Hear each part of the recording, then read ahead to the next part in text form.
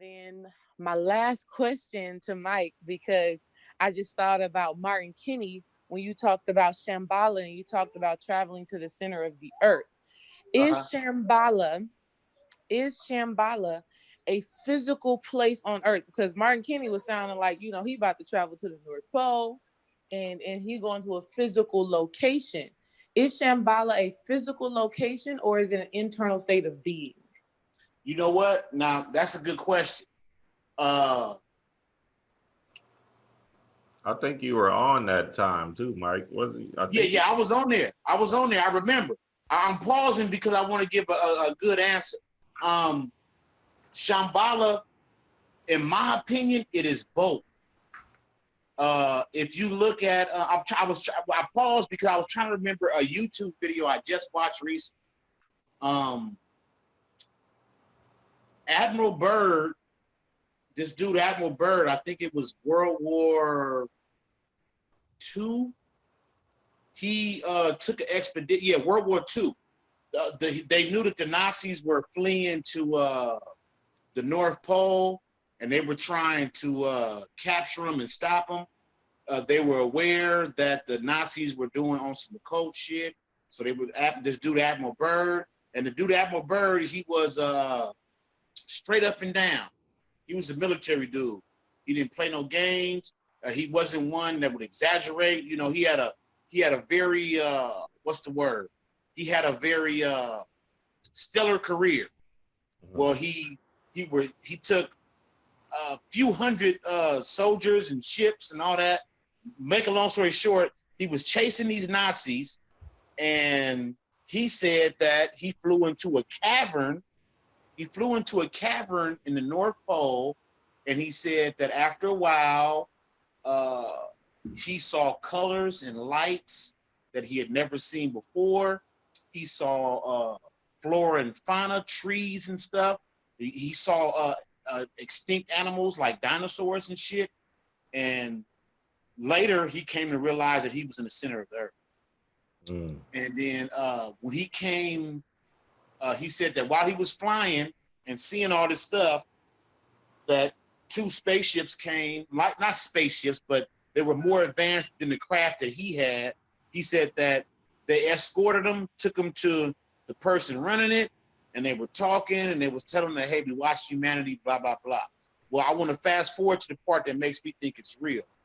When he came out of Shambhala, he told anybody that would listen, hey, man, there's a whole civilization in the center of the earth, blah, blah, blah. All of a sudden, he just clammed up. He stopped talking about it. Wouldn't say nothing else about it. Well, after he died, his son published his diaries. And his diary said, he was a military man to the bone. He said, man, my country swore me to secrecy. I did my best, but I had to write this down, what I saw. And he went into depth with what he saw. So what I want to say is, all of these, what we call mythologies and stuff, they stem from a reality.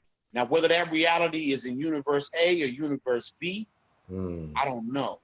But I will say that I'm of the personal belief that Shambhala, center of the earth, yeah, I think it is true.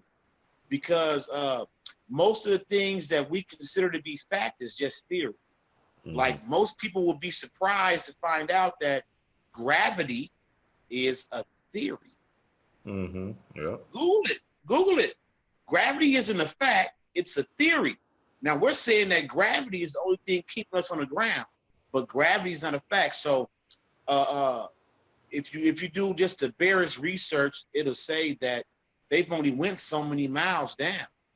And then there's other ancient religious texts and mythologies that state that, there's more going on at the center of the earth. I mean, even in the book of Enoch states that all the fallen angels went to the center of the earth. Now we know that we the fallen angels. Right. They got to be people like us down there, So I think it's both.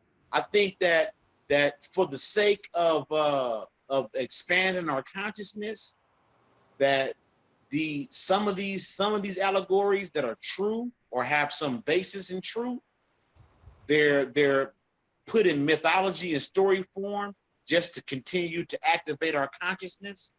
But I think that personally, Shambhala. Now, if you ask me if Jesus is real, I'm going to tell you no, he never existed. There is no historical Jesus. But if you ask me about Shambhala, I'm going to say that it's both a symbol and a fact. Now, the fact might not be what we think. I don't believe that there's a Nephilim under the earth waiting to come back and destroy us, but I do believe that what we consider reality. Okay, I want to say this, and it's tied into the Martin Kinney interview we did with Martin Kinney. Now, wrap it up. I was fascinated with flat earth, and I used flat earth as a model to challenge what I know. So I would meditate on it, I would set my intent, and during the astral projection, I astral projected, and my whole intention was, man, is the earth flat? And I astral projected, and what I saw, as best as I can describe it, there were these little puddles of civilization, and they were separated by hundreds, maybe even thousands of miles of ice. But it was these little bubbles of civilization. And when we were talking to Martin, something he said made me say, yeah, I saw that, you know, that was my confirmation. But personally, I don't care whether the earth is flat or round. I just liked it because it allowed me to challenge my preconceived notions. So I would, to be honest with you, when did that Mike Brown stuff happen in St. Louis? That was like 2014, 2013. Yeah, it was a long time. That's when I got on flat earth. And when I would meditate on flat earth, man, I would get dizzy, and it would literally throw my whole equilibrium off. It was fucking me up. But the point I want to make is I just like to think about some of these things in terms of counter perspective. So if everybody's looking left, I'm looking up. Right. You know what I'm saying? So do I think Shambhala is real? I'm going to say yes and no. But my no is still a positive. I say no because it's even stronger as a symbol than the reality. Because your imagination can take you wherever. The reality might be disappointing. At some point in the near future that we might find out, and it might be disappointing. But in terms of your imagination, it can take you wherever, and that's the only thing that matters, because just like the Egyptians, our goal is to drop this flesh and move on. It's not to keep coming back on this wheel with a baby brain and doing it all over again and figuring it out when you're 30 or 20 or 40. No, the goal is matter and energy cannot be destroyed, and you want to take it to the next level. You don't. We were just talking about it. The astral plane is the world of dreams, and it's basically heaven. It's heaven and hell in one mix. Man, it's right above earth. I don't want to go there. I want to go somewhere else. I've been going there for untold reincarnations. I want to go somewhere else and remember it. It's a good chance I've been somewhere else and just don't remember it. But this time I want to do it consciously. So the goal is to challenge your preconceptions. That's why things like Baphomet that scare the life out of people, I run towards it, because that's just like the gatekeeper, like I was talking about in the dream. If you can't answer the question and don't say the right thing, if Baphomet scares you, bing, you get a reincarnation, my nigga. You get to come back one more time. So if you can get over this Baphomet scaring you, then maybe you're ready to find out that there are 200 feet tall black men on Mars, like the Honorable Elijah Muhammad said. He said it was 9 foot tall black men on Mars. You know, so it's just a matter of getting over these preconceived notions. So I use most of this to impact my consciousness. So if I'm afraid of it, I run towards it. Like even the Bible. I told you I grew up reading the Bible. I grew up a Jehovah's Witness. So when I got into the consciousness, you know, I ran towards the dark side.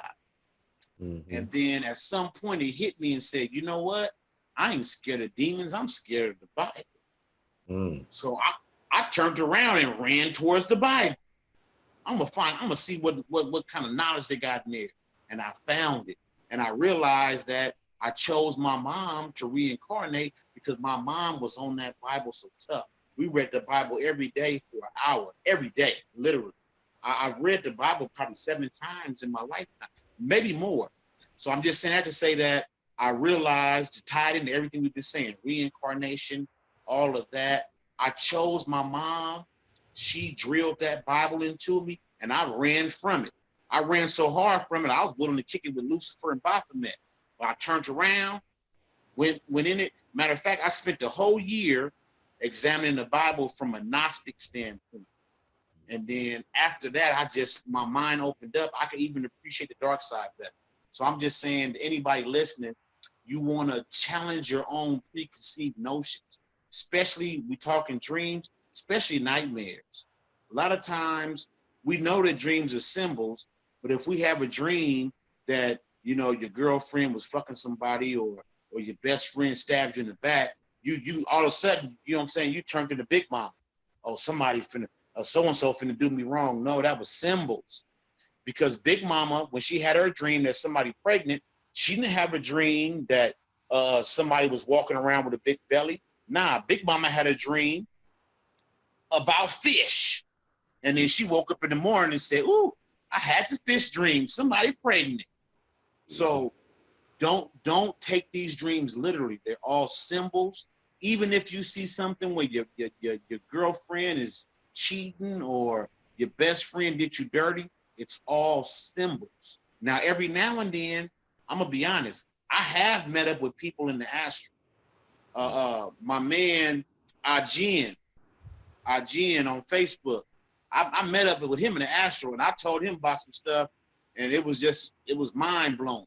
So yes, you can meet up in the astral, but for the most part, I'll say this, you'll know what level you're on. And if you don't know, then the best thing to do is assume it's a symbol.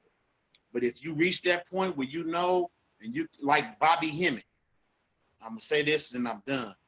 I kick it with Bobby all the time in the astral, all the time. He's active in the astral, man. The last time I kicked it with Bobby, I won't even say it was the astral. This dream was a lucid. This was a lucid dream. I went to sleep, and me and Bobby was in Egypt, and he was explaining the pillars to me. And you know, and I'm saying this, and he's active. I've had enough dreams to know. So some of these you'll know it's just a dream. It's all symbolic. Others you'll say, well, I was just lucid in that dream. And others you'll say, man, I was an astral. My full consciousness was there, and I was doing it big and doing it big. Yeah. Good. That's good, Mike. Man.